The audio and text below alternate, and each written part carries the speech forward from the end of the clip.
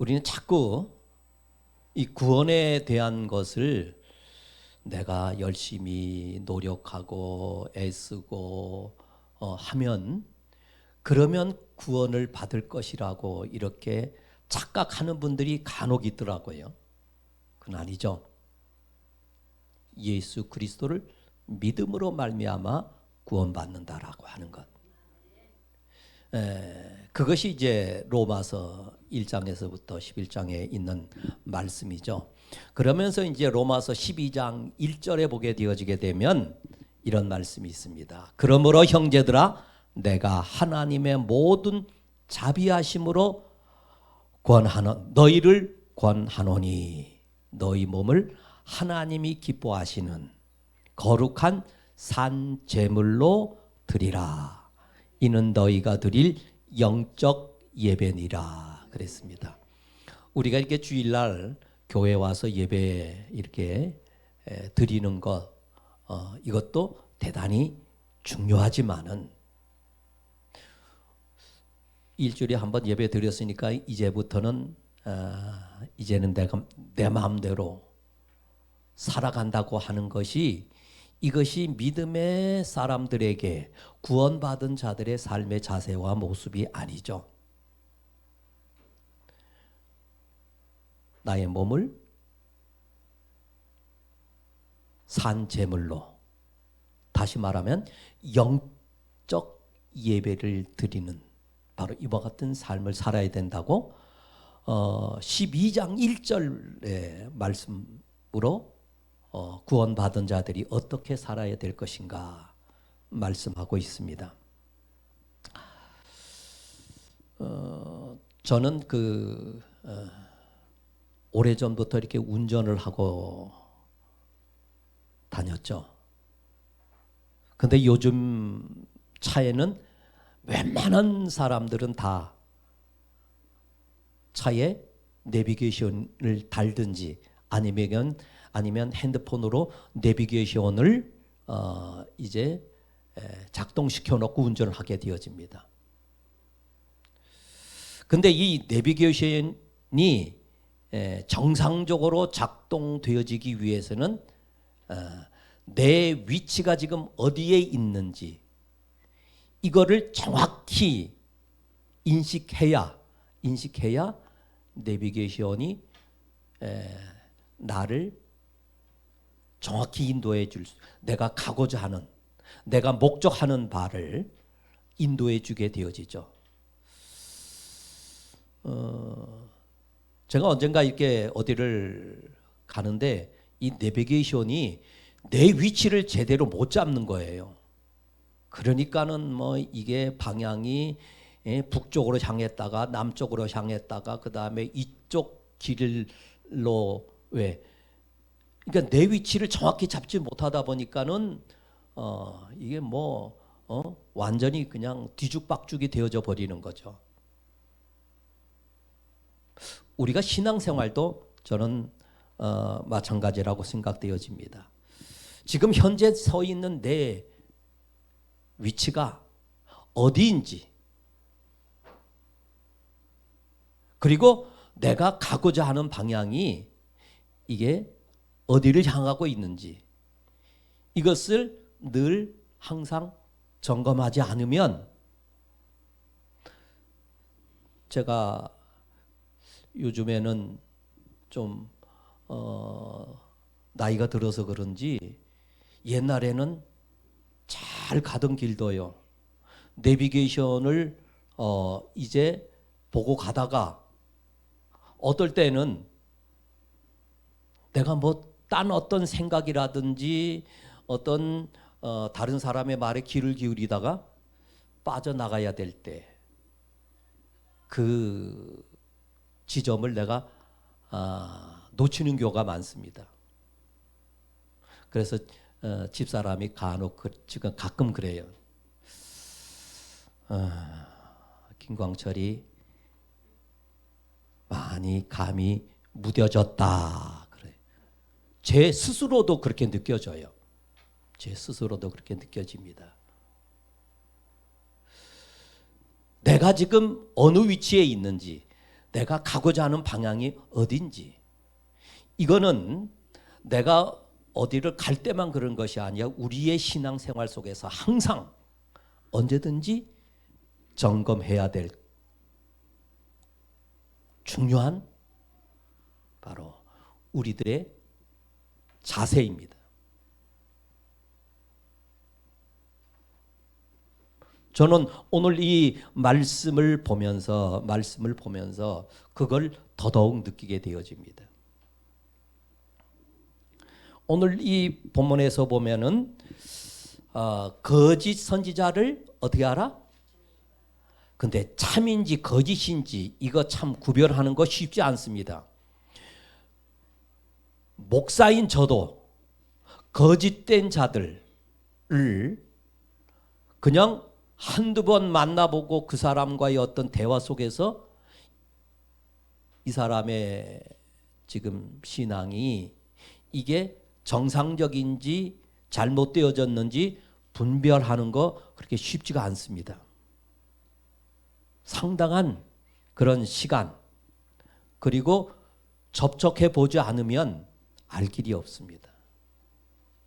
그래서 이 목회자들이 여러분들이 어디 가서 뭐 요즘에는 뭐 어디 좀 같이 가재도 안 가지만은 그 옛날에는 보게 되어지게 되면 무슨 뭐 성경 공부 뭐 새로운데 좀 더 잘 아주 신령한 분이 있다 뭐 하게 되어지게 되면 여기저기 많이 찾아다녔습니다. 그죠? 그런데 목회자들이 때로는 그런 것이 굉장히 염려되어지는 측면이 있었습니다. 왜? 그 가르치는 자가 어떤 의도로 그리고 어떤 신앙의 상태인지 이거를 알 길이 없기 때문에. 근데 신앙이라는 것이 한번 잘못된 길로 접어들게 되어지게 되면 이게 돌이키는 게 이게 말처럼 이렇게 쉽지가 않습니다.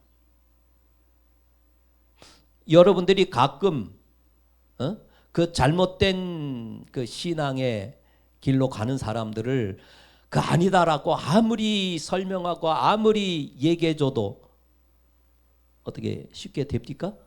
안 되어져요. 한번 그렇게 잘못되어지면 이게 돌이키는 것이 그렇게 쉽지가 않습니다.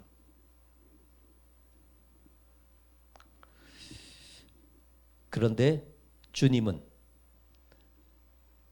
어떻게 그것을 판단해야 되는 것인가? 열매를 보라고 합니다.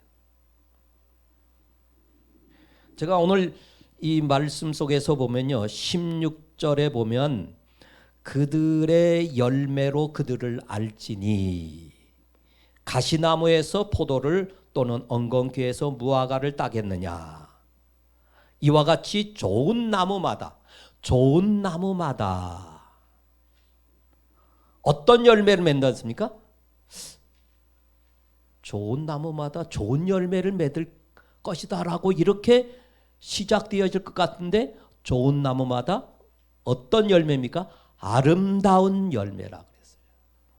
아름다운 열매를 맺고 그랬어요. 저는 이 말씀을 보면서 여러분들 우리의 어떤 생김새나 우리의 어떤 삶의 모습이나 그 다음에 그 여러 가지 그런 측면에서 보게 되면 나는 어디에 내놔도 나는 어느 곳에 가더라도 나는 나 정도면 뒤떨어지지 않아. 이렇게 생각하고 자부할 사람 그렇게 많지가 않은 것 같아요. 저 같은 경우를 보더라도 바로 그래요. 하나님께서 어떻게 세상에 참 많은 사람들이 있는데 어떻게 나를 목사로 택하셨을까? 나를 목사로 불러주셨을까? 생각해 볼 때 저는 처음에 하나님께서 나를 이런 길로 인도하신다라고는 어떤 그런 느낌 그런 확신에 가까울 정도로 그런 것을 받았을 때 제가 하나님 앞에 진짜 그랬어요. 하나님, 혹시 착각하신 것 아니십니까? 당돌하죠. 하나님이 무슨 착각을 하고 그러겠어요? 전 그렇게 생각했어요. 저는 성격적으로 보든지 목사님들은 굉장히 적극적이시더라고요. 근데 저는 굉장히 지금도 집사람이 가끔 그래요. 어디 모임이나 이런 데 가게 되면 목사로서 노예를 간다든지 이런 거는 당연히 가야겠지만은 어떤 이런 모임 같은 데 가는 거를요. 굉장히 좋아하질 않아요. 그러니까 가래요. 좀 가라고. 굉장히 성격적으로 내성적이고 소극적입니다. 그러니까 내성적이다 보니까는 굉장히 조금 이렇게 망설이는 이런 경우가 많습니다. 그래서 적극적이지 못하고 하다 보니까는 저는 왜 하나님 앞에 제가 하나님 착각하신 것 아니십니까? 라고 이렇게 했던 이유 중에 하나가 저는 그 전까지 말을 굉장히 더듬었어요. 생각해 보시기 바랍니다. 목사가 말을 더듬으면 설교를 어떻게 합니까? 근데 요즘 제가 어떤가요? 약간은 더듬지만은 여러분들이 그냥 답답할 정도로 이렇게 더듬지는 않죠? 그런가 보네. 대답이 없는 거 보니까. 예. 예. 그러니까 저는 그렇게 했거든요. 여러분도 혹시 여러분 스스로가 하나님께서 왜 나를 이렇게 만드셨나요? 나를 왜 이런 모습으로 이렇게 혹 생각하시는 분이 있을지 모르겠는데 저는 그것을 어떻게 지금도 한편으로 보게 되면 나 같은 사람을 하나님께서 부르셔서 하나님 앞에 쓰임 받을 수 있었다라는 것, 이게 얼마나 소중한지요, 얼마나 감사한지요.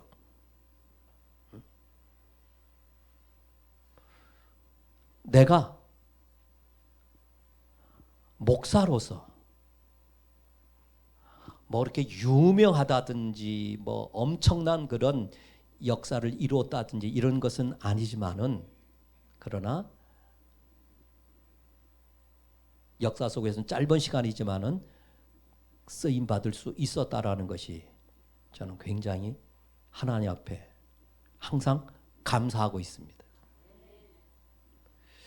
제가 신학을 하면서 어차피 제가 돈을 벌어서 공부를 해야 되기 때문에 그래서 낮에는 이제 직장 생활을 했습니다.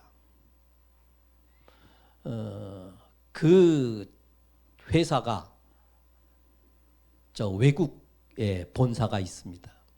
그리고 여기 이제 한국 기술 농업 기술자들이 이제 선발돼서 가고, 그 다음에 그들의 어떤 월급이라든지 이 모든 것을 처리해주는 한국 그 출장소 격이었죠. 거기에서 제가 이게 업무를 보는 가운데 그 어차피 이제 그 일시적으로 그 회사의 사장 되시는 분의 재산 관리를 좀 해준 적이 있습니다. 저 조치원이라는 곳에 농장을 이분이 구입하셨는데 제가 처음 가봤어요. 가봤는데 보니까는요, 산이고 대부분은 산이고 약간의 하천부지와 그 다음에 밭이 있었습니다. 임야와 밭, 그 다음에 하천부지. 근데 하천부지 쪽에 사과나무가 이렇게 심겨져 있더라고요. 그때가 이제 그 이런 봄이었기 때문에 뭐 이파리도 안 나고 그 사과 나무라고 하는데 가서 보니까요. 뭐 생김새도 그렇고요. 이게 뭐 여기서 뭐가 좀 열릴 수 있을까 싶었어요.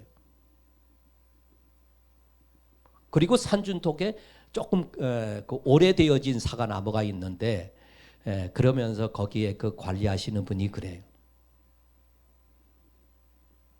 제가 그때 직위가 출장 소장이었기 때문에 그래서 소장님 이 나무는 괜찮습니다. 내가 볼 때는요 너무 빌빌거리는 것 같아요. 가지도 그렇게 뭐 튼튼하지도 않고 이제 심겨진 지 얼마 안 돼 가지고. 그런데 전 처음에는 그 긴가민가 했거든요. 나중에 잎이 나고 열매를 맺었는데 보니까요. 아름답다. 아름답다. 생김새는 그렇게 대단해 보이지 않지만 그러면서 제가 지금도 그때의 장면을 생각하면서 다른 사람들이 볼 때 내 자신을 볼 때 뭐 대단해 보이거나 뭐 엄청나 보이거나 뭐 그럴듯해 보이지 않는다 할지라도 전 그래서 왜 오늘 이 본문 속에 좋은 나무가 좋은 열매를 맺는다라고 하지 않고 아름다운 열매를 맺는다고 하셨을까? 여러분, 다른 사람들이 볼 때 내 자신을 보면 대단해 보이지 않는다 할지라도 우리 주님께서 보실 때, 우리 하나님께서 보실 때 그리고 우리가 이 믿음 안에서 맺어지는 이 열매는 우리 하나님께서 얼마나 아름답게 보시는가. 얼마나 아름답게 보시는가.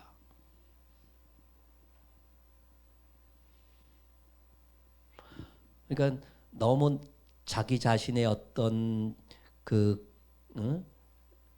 출신이나 그 다음에 건강이나 그 다음에 배움에 여기에 너무 연연하지 마시기 바랍니다. 그것 때문에 위축되어질 필요가 없어요. 세상은 혹시 그렇게 보는 시각이 있다 할지라도 우리 주님은 우리 천국에 갔을 때 주님께서 너 어느 나라 출신이냐? 너 피부 색깔이 어떠냐?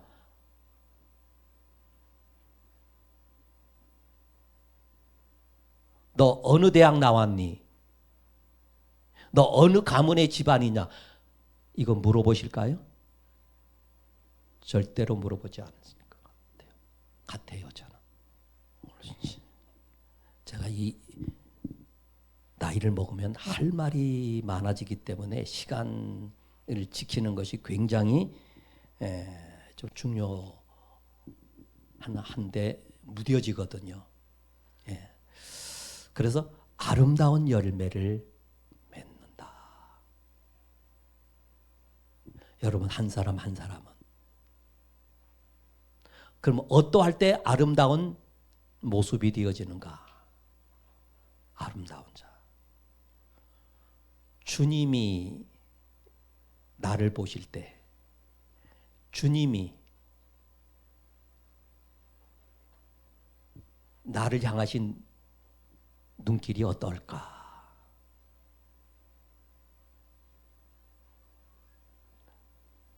요즘 지난번에도 제가 말씀드리는 말이 우리 지안이가 핸드폰을 사줬더니 아마 이거를 사용할 만한 그 곳이 없어서 그런지 저녁마다 잠자기 전에 꼭 전화를 합니다. 그러니까 머리가 좋은 건지 그냥 그 핑계를 대기 위해서는 그런지 기도해 달라고. 처음에는 이제 할머니한테 하더니 할머니가 몸이 좀 안 좋을 때 저한테 하더라고요. 저한테 하면서 꼭 뭐라고 그러면 할머니 주무셔? 그러다가 요즘에는 그냥.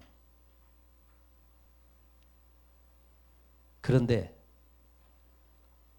하루는 자기가 먼저 기도하고 하루는 이제 그 다음에 할머니가 기도하고 그 다음 날은 할머니가 먼저 기도하고 기도해 달라는 거예요. 그래서 그래 이런 건 참 좋은 습관일 수도 있겠다. 그래가지고 사실 어떨 때는요, 막 잠들었는데 전화벨 울리면 목사들은요 항상 긴장하거든요. 그렇지만은 그게 제가 그러면서 그럽니다. 우리 아이들에게 꼭 이런 표현을 합니다. 너는 나의 기쁨이야. 나의 사랑이야. 나의 보물이야.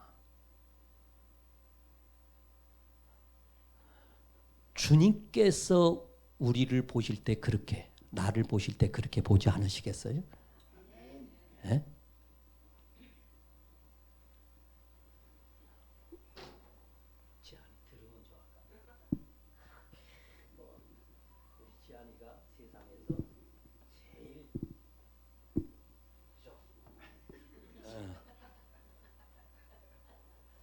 그럼에도요, 그때 기도한다고 하면 그냥 그러면서 자기가 이제는 외워요. 나의 기쁨, 나의 사랑, 나의 보물, 나의 보배, 하여튼 좋은 단어는 다 썼으니까.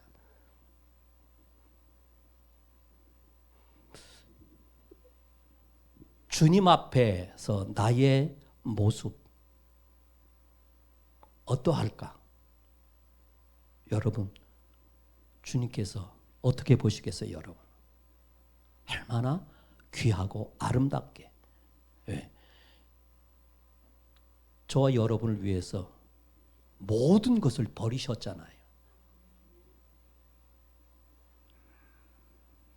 좀 우리가 자부심을 좀 가질 필요가 있고, 좀 세상 사람들 앞에 비굴해질 이유가 없는 겁니다.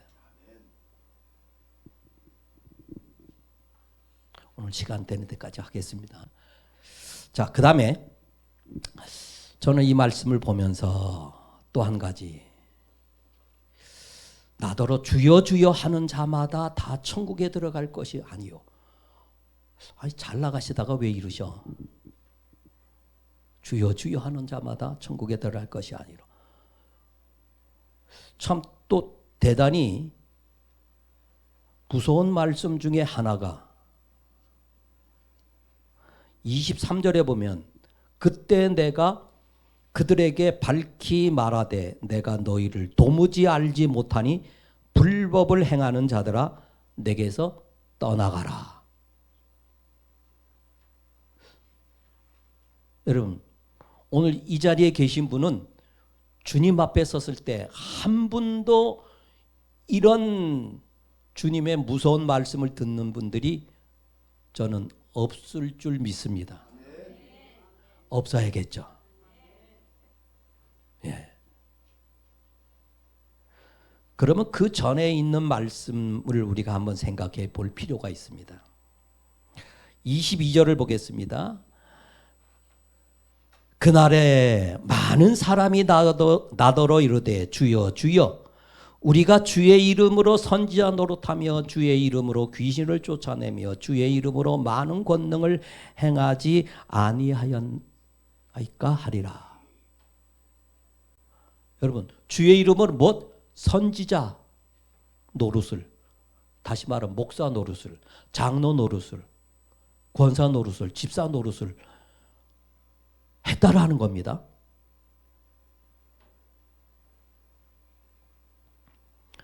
주의 이름으로 많은 권능을 행했다. 주의 이름으로 행했다라는 거예요.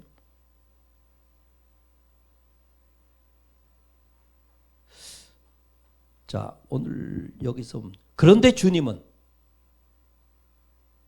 주의 이름으로 귀신도 쫓아내고 권능도 행하고 그리고 선지자 노릇도 했는데 왜 우리가 보게 되어지게 되면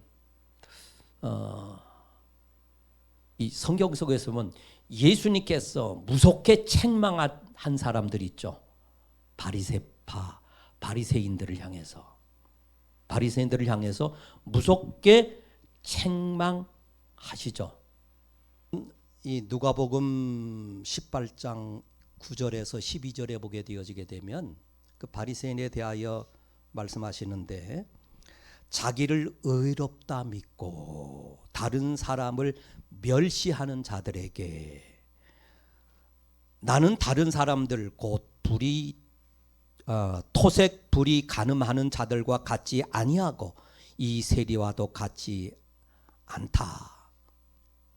나는 일에게 2번씩 금식하고 소득의 11조를 드리나이다. 여러분, 여기 이 내용을 보게 되어지게 되면 자신을 자랑하죠.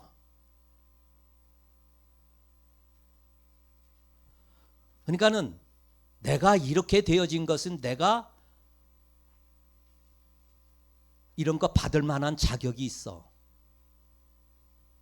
나는 이렇게 되어지는 것이 당연해. 이런 모습을 보여주고 있어요.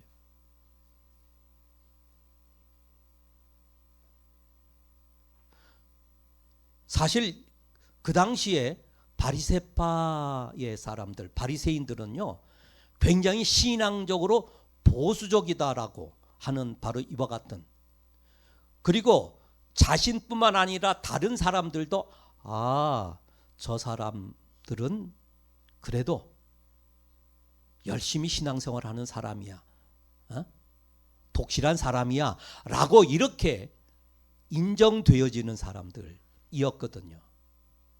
그런데 주님께서는 이런 저들을 향하여 무섭게 책망하셨습니다.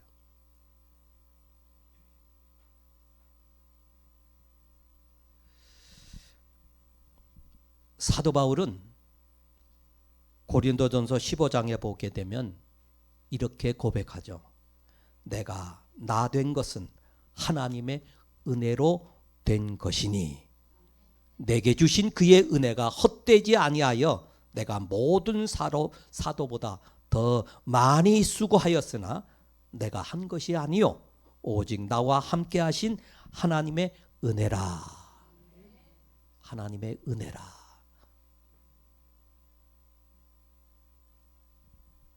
사도 바울의 이 사역, 그의 삶을 돌아보게 되면 그 어느 누구, 어떤 사도가 그 업적에 미칠 수 있겠습니까? 사도 바울이 실패하지 않았던 이유가 어디 있을까요? 우리가 보게 되어지게 되면 잘 쓰임 받다가 잘못된 길로 가는 사람들이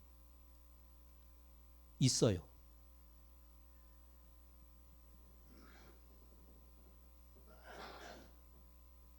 처음에 출발은 괜찮았는데 뭔가 유명해지고 대단해지고 사람들에게 주목을 받으면서 잘못된 길로 가는 경우가 있잖아요.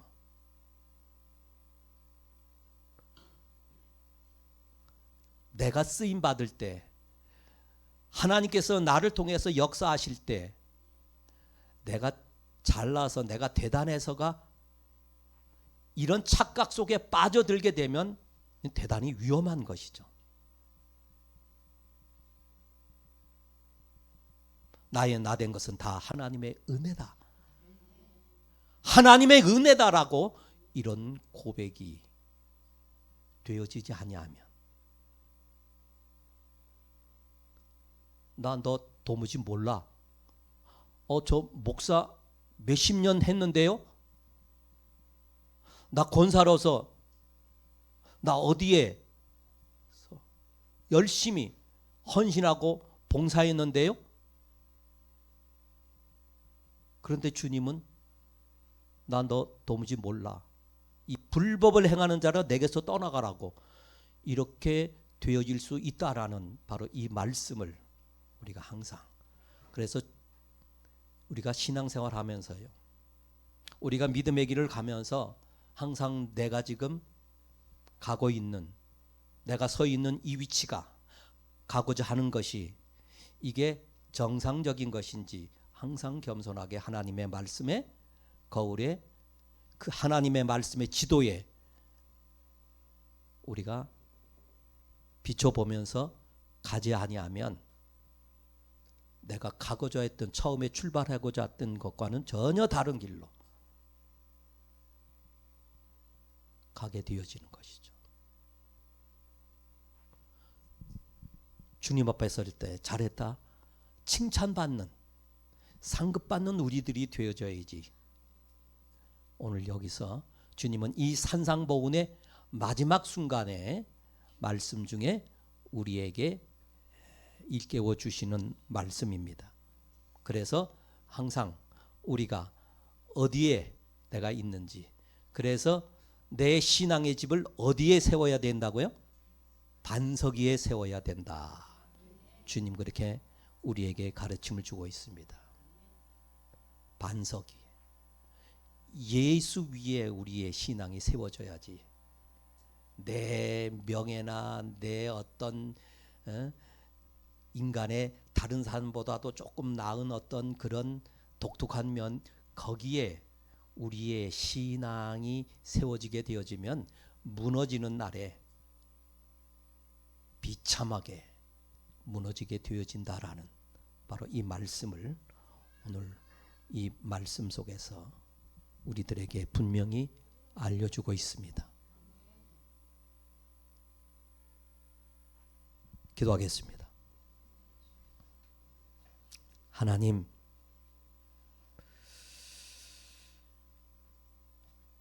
죄인이었던 우리를, 아무 공로 없는 우리를 하나님의 자녀로 삼으심을 감사합니다. 하나님의 일꾼으로 세우심을 감사합니다.